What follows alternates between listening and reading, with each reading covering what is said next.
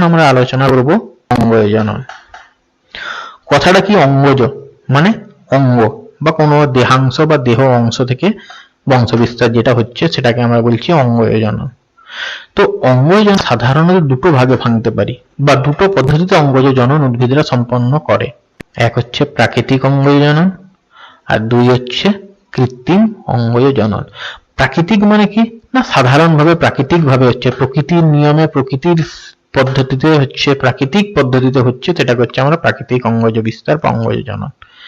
আর কৃত্রিম অঙ্গজ জনন বা কৃত্রিম অঙ্গজ বিস্তার কোনটা না, কৃত্রিম ভাবে আমরা তাকে বংশ বিস্তার করতে আমরা তার জননটা সম্পন্ন করছি কোনো মাধ্যমে, কোনো পদ্ধতিতে, কোনো ভাবে। সেই উদ্ভিদ নিজে থেকে কিন্তু সেই পদ্ধতিটার অবলম্বন করছে না, সেটাকে আমরা বলছি কৃত্রিম অঙ্গজ বিস্তার বা অঙ্গজ জনন পদ্ধতি। প্রাকৃতিক অঙ্গজ বিস্তার এবং কৃত্রিম অঙ্গজ বিস্তার কিভাবে হয় সেটা আমাদের এখন দেখতে হবে। তো প্রথমে আমরা দেখব প্রাকৃতিকটা।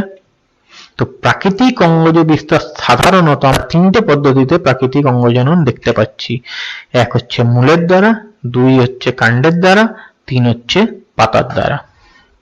এবার মূলের দ্বারা যে অঙ্গজ বিস্তার বা মূলের মাধ্যমে যে অঙ্গজ বিস্তার, সেই বিস্তারটা আমরা সাধারণত কোথায় দেখতে পারি না, মিষ্টি আলুর ক্ষেত্রে আমরা দেখতে পারি মূলের দ্বারা অঙ্গজ বিস্তার, শাঁকালুর দ্বারা অঙ্গজ বিস্তার এবং রাঙালুর দ্বারা আমরা অঙ্গজ বিস্তার দেখতে পারি।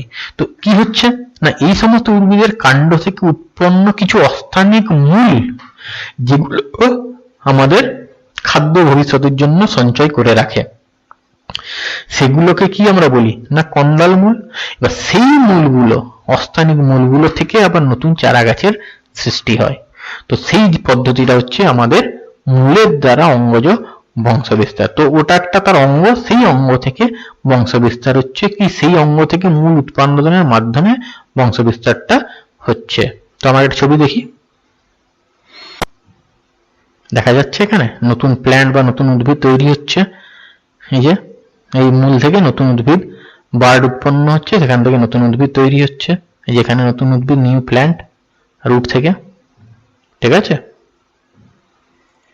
আচ্ছা, দু নম্বর যেটা কাণ্ডের দ্বারা, কোন কোন উদ্ভিদের ক্ষেত্রে স্থলজও আছে জলজও আছে, দু রকমই আমরা জানি। কাণ্ড থেকে নতুন উদ্ভিদের সৃষ্টি হচ্ছে। যেমন সাধারণ আমাদের আলুটা একটা কাণ্ড, তাই তো। তো আলু থেকে আমাদের কি হচ্ছে, আলু গাছ উৎপন্ন হয়। আমরা আমাদের গ্রাম বাংলার ভাষাতে আলুতে চোখ পাই, চোখ হয়, সেই চোখ থেকে নতুন চারা গাছ বেরোয়, অর্থাৎ কাণ্ড থেকে চারা গাছ বেরোচ্ছে। সেরকম আবার কিছু জলজ উদ্ভিদ, যেমন কচুরিপানা তোমরা দেখেছো, তার খর্বধাবক যেটা আমরা বলি, সেই খর্বধাবক থেকে কি করছে না নতুন চারা গাছ জন্মাচ্ছে। এই খর্বধাবকটা কিভাবে নতুন গাছের উৎপন্ন করছে না, জলের ভেতরে ভেতরে সেই খর্বধাবকটা অনুভূমিক ভাবে বৃদ্ধি পায়, লম্বালম্বি ভাবে মানে অনুভূমিক ভাবে বৃদ্ধি পাচ্ছে এবং নতুন চারা গাছের সৃষ্টি করছে। তো কচুরিপানার ক্ষেত্রে আমরা কি দেখছি না খর্বধাবক বা অফসেট বলে অংশটা। তো অফসেট থেকে আমাদের নতুন উদ্ভিদের সৃষ্টি হচ্ছে। এইগুলো কিন্তু জলের নিচে থাকে এবং কচুরিপানার কাণ্ডটা জলের নিচে এবং বৃদ্ধি পেতে থাকে। ওই জন্য আমরা দেখতে পাই পুকুরগুলো পানাতে ভরে। ছবি দেখবো, এই যে এখানে বার্ডগুলো, এই যে নতুন আলু গাছের উৎপন্ন হচ্ছে, পটাটোর এই যে বার্ড বা এগুলোকে আমরা চোখ বলি, সেখান থেকে নতুন গাছ সৃষ্টি হচ্ছে। সেরকম আমরা কচুরিপানাতে কি পাচ্ছি না, কচুরিপানার ক্ষেত্রেও আমরা পাচ্ছি কিনা অফসেট, এই যে খর্বধাবক, অফসেট বা খর্বধাবক। এই একটা গাছ ছিল বা এই একটা গাছ ছিল, এখান থেকে এটা বেড়ে আরেকটা নতুন প্রাচীর বা নতুন উদ্ভিদের সৃষ্টি করছে। এইভাবে সে পুরো পুকুরটাকে দখল করে নেয়। 3 নম্বর আমরা যেটা পড়েছিলাম কি, পাতার সাহায্যে বংশ বিস্তার। পাথরকুচি পাতা তোমরা দেখেছো, তো ওই পাথরকুচি পাতা রেখে দিলে কি হবে, কিছুদিন পরে ওর পাতা থেকে নতুন নতুন ছোট ছোট পাতা বেরোয়, সেগুলোই হচ্ছে সেখান থেকে নতুন গাছের বা পত্রজ মুকুল উৎপন্ন হচ্ছে। তো সেইগুলো থেকে কি হচ্ছে না নতুন উদ্ভিদের সৃষ্টি হচ্ছে। অর্থাৎ পাথরকুচি গাছের পাতার কিনারাতে পত্রজ মুকুল সুপ্ত অবস্থায় থাকে এবং পরে সেই পত্রময় মুকুলগুলি বৃদ্ধি পেয়ে এক একটি করে অপত্য উদ্ভিদের সৃষ্টি করে। তো পাতার মাধ্যমে বংশবিস্তার, পাথরকুচিতে তোমরা জানোই। তো এই যে তিনটে জিনিস আমরা দেখলাম, কাণ্ডের মাধ্যমে, মূলের মাধ্যমে এবং পাতার মাধ্যমে, এইগুলো কিন্তু প্রাকৃতিক ভাবে হচ্ছে, উদ্ভিদের তার নির্দিষ্ট নিয়মে এইগুলো সম্পন্ন হচ্ছে। এই প্রকার অঙ্গজ জননকে তাই আমরা বলছি এই সমস্ত ক্ষেত্রে আমরা দেখছি কি না প্রাকৃতিক অঙ্গজ জনন বা প্রাকৃতিক অঙ্গজ বিস্তার হচ্ছে মূলের মাধ্যমে, কাণ্ডের মাধ্যমে এবং পাতার মাধ্যমে। এরপরে যেটা আছে কৃত্রিম অঙ্গজ বিস্তার। এবার কৃত্রিম অঙ্গজ বিস্তারকেও আমরা এক নম্বর হচ্ছে শাখা কলম, 2 নম্বর হচ্ছে জোড় কলম এবং 3 নম্বর হচ্ছে মাইক্রো প্রোপাগেশন। তো এখানে কথাটাই কি আসছে না শাখা কলম, মানে শাখাটাকে, শাখার ব্যাপার, শাখা মানে ডাল থেকে আমরা কলম গাছ বলি, তো মানে কি নতুন গাছের সৃষ্টি হচ্ছে। এখানে জোড় কলম, জোড় কলা হচ্ছে কলমকে, আমরা দেখব ছবিটা দেখি, সেখান থেকে আমরা আলোচনা করব। তো শাখা কলম, শাখা কলমের ক্ষেত্রে আমরা কি দেখি, দুটো জিনিস আমরা এখানে আলোচনা করব। একটা হচ্ছে শাখা কলমটা কিভাবে হচ্ছে, শাখা কলম পদ্ধতির একটা স্টেম কাটিং এর মাধ্যমে, একটা রুট কাটিং এর মাধ্যমে। স্টেম মানে হচ্ছে কাণ্ড, বা স্টেম মানে হচ্ছে কাণ্ড কাটিং এর মাধ্যমে, আর রুট মানে হচ্ছে মূল কাটিং এর মাধ্যমে। মানে রুট বা কাণ্ড বা শাখাটাকে কেটে আমি লাগিয়ে দিচ্ছি, সেখান থেকে নতুন গাছ উৎপন্ন হচ্ছে। রুট কাটিং এর মাধ্যমে বা রুট বা মূলটাকে কেটে যখন আমি লাগিয়ে দিচ্ছি সেটাকে বলা হচ্ছে রুট কাটিং এর মাধ্যমে। এবার স্টেম কাটিং এর মাধ্যমে আমরা জানি, আমাদের বাড়ির আশপাশে আমরা অনেকেই করে থাকি, যেটা হচ্ছে গোলাপ গাছ, জবা গাছ। এদের ক্ষেত্রে এই যে গোলাপের একটা ছবি আমরা দেখতে পাচ্ছি, স্টেম বা ডাল একটা কেটে দেওয়া হলো, তারপরে সেটাকে কি হচ্ছে না অক্সিজেনে ডুবিয়ে করে আমরা ওটাকে লাগিয়ে দিই, সেখান থেকে নতুন গাছের সৃষ্টি হয়। সেরকম পাতিলেবু, কমলা লেবু, তেঁতুল, এদের ক্ষেত্রে কি হচ্ছে শাখা মূল কেটে মাটির নিচে বসিয়ে দেওয়া হয় এবং সেখান থেকে নতুন চারা গাছের সৃষ্টি হচ্ছে।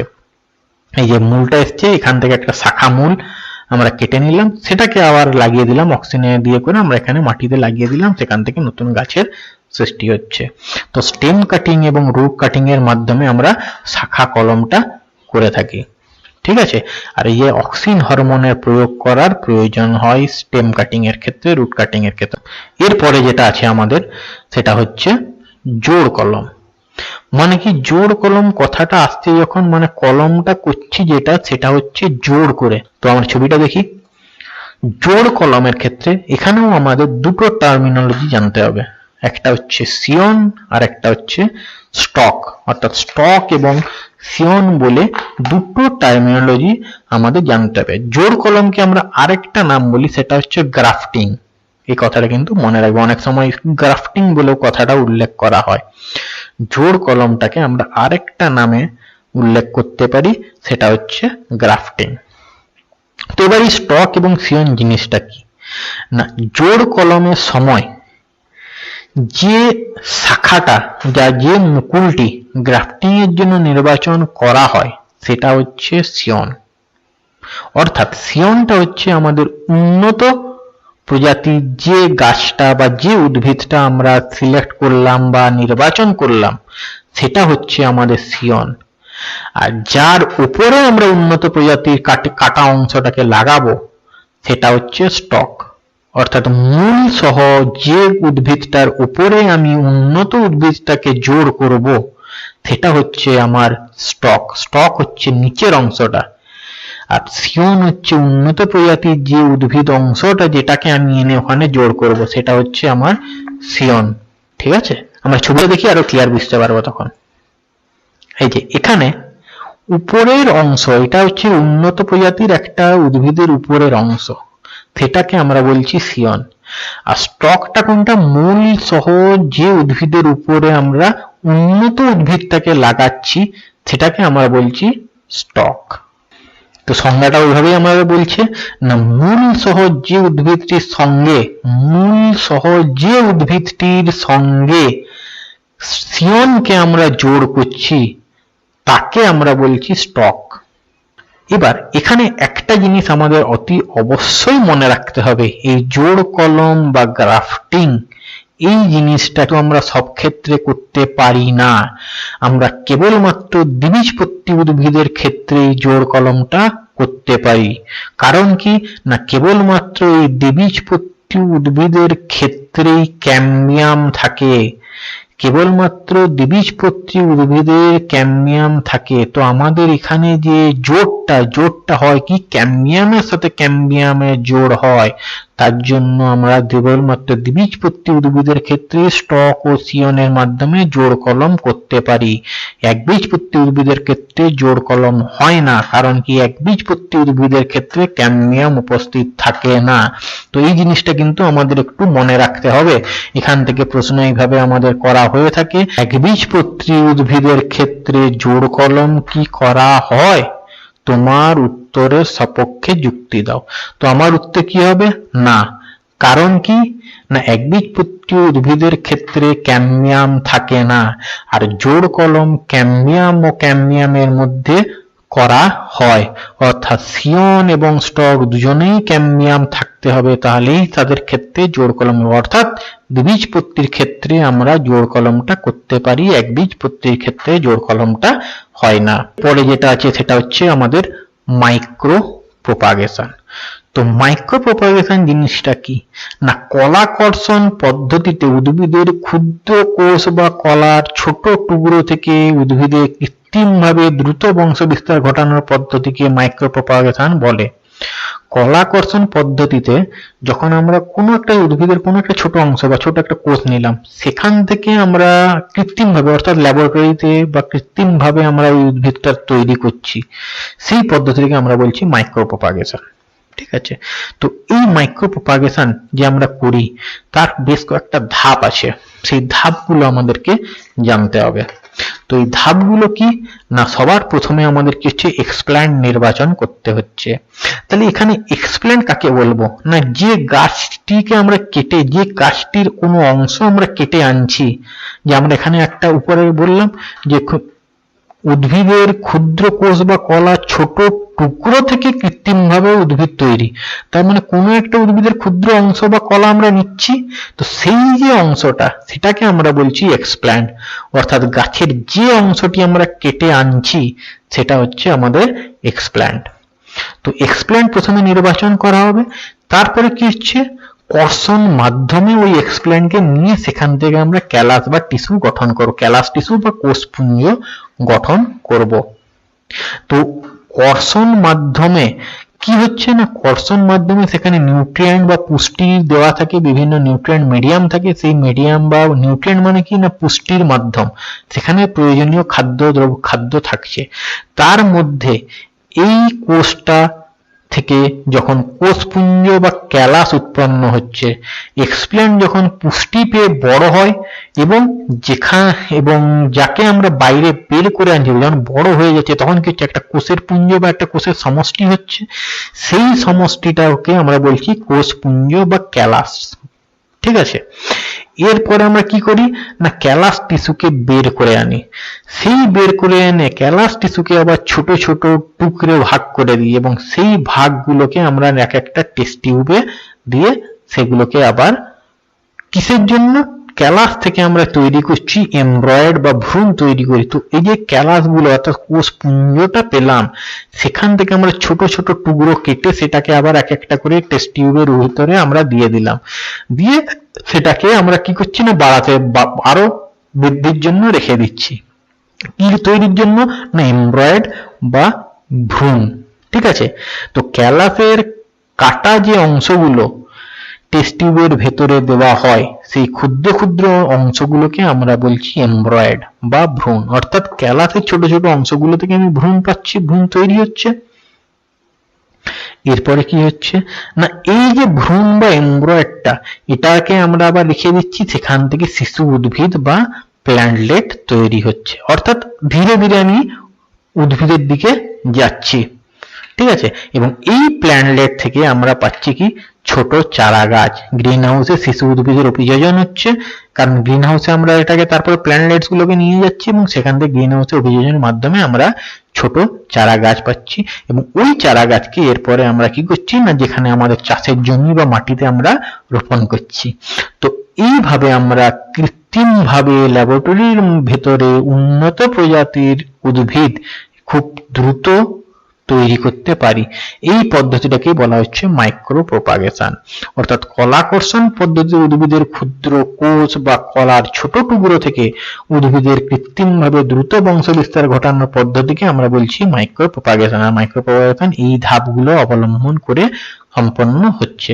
প্রথমে কি হলো না এক্সপ্ল্যান্ট নির্বাচন করলাম, সেই এক্সপ্ল্যান্টটাকে আমরা প্লেস করলাম নিউট্রিয়েন্ট মিডিয়াম বা কর্ষণ মাধ্যমে, সেখান থেকে তৈরি হলো ক্যালাস বা ক্যালাস থেকে আমরা পেলাম এমব্রয়েড থেকে আমরা পেলাম প্ল্যান্টলেটস থেকে আমরা পেলাম শিশু উদ্ভিদ এবং সেটা চারা গাছ হিসেবে পেলাম এবং সেটাকে আমরা মাটিতে রোপণ করলাম।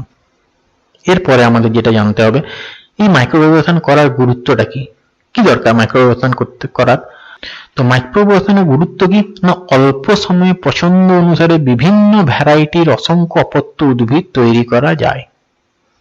কারণ কি তাড়াতাড়ি হচ্ছে এবং আমি যে ভ্যারাইটিটা দরকার আমি সেই ভ্যারাইটি সেখানে উদ্ভিদ পাবো, কারণ আমি নিজে থেকে সেটাকে তৈরি করছি কর্ষণ মাধ্যমে। অপত্য উদ্ভিদ তৈরি করতে বীজের দরকার হয় না, এই জায়গাটা একটু বানান ভুল আছে, এটা দরকার হবে, দরকার হয় না। অর্থাৎ এখানে আমরা দেখলাম কি বীজ লাগছে না, আমরা একটা উদ্ভিদের কলা বা কোষ নিয়ে এলাম, সেখান থেকে নতুন উদ্ভিদ তৈরি করে ফেললাম, কোনো বীজের প্রয়োজন হলো না। বছরের যে কোনো সময় চারা গাছ তৈরি করা যায়, যে কোনো টাইমে আমরা চারা গাছটা তৈরি করতে পারছি।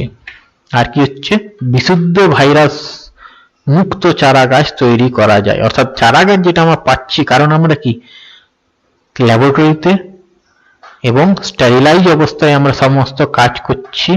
এবার স্টেরিলাইজ মানে কি না আমরা পরিষ্কার পরিচ্ছন্ন ভাবে কাজ করছি, যার ফলে সেখানে ভাইরাসের সংক্রমণের হওয়ার চান্স কম, যার ফলে আমরা বিশুদ্ধ প্রজাতির চারা গাছ পাচ্ছি। তো বিশুদ্ধ প্রজাতির চারা গাছ আমাদের ফলন ভালো দেবে, ফসল ভালো হবে। আমরা ক্লাস 8এই পড়েছিলাম, কৃষিকার্যের যে অধ্যায়টা পড়েছিলাম সেখানে বিশুদ্ধ প্রজাতির চারা গাছ বা বিশুদ্ধ প্রজাতির আমরা বীজ সিলেকশন করছিলাম। তো এখানেও আমরা বিশুদ্ধ প্রজাতির চারা গাছ তৈরি করতে পারছি মাইক্রো প্রপাগেশনের মাধ্যমে। আর কি হচ্ছে মাতৃ উদ্ভিদের বৈশিষ্ট্য অপত্য উদ্ভিদগুলিতে বজায় থাকবে। কারণ কি এখানেও আমরা দেখলাম কি মাতৃ উদ্ভিদ যেটা মানে যে উদ্ভিদটা নিয়ে এলাম সেই উদ্ভিদ থেকেই আমরা নতুন চারা গাছ তৈরি করছি। তো এখানেও কিন্তু প্রকরণের সম্ভাবনাটা থাকছে না, ওই উদ্ভিদের মায়ের যা যা বৈশিষ্ট্য ছিল সেই বৈশিষ্ট্যগুলোই এখানে থেকে যাচ্ছে।